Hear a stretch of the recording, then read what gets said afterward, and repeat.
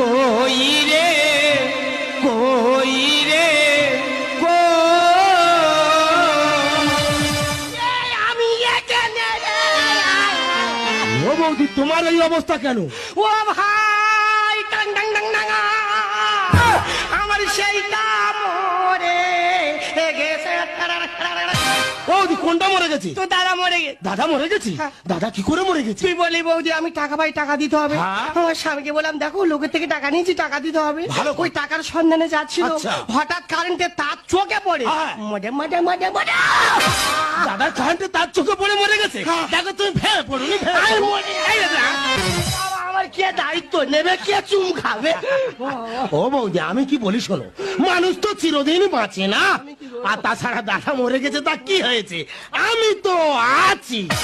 আমার কে সাবান ঘষে দেবে? ধর বাবু।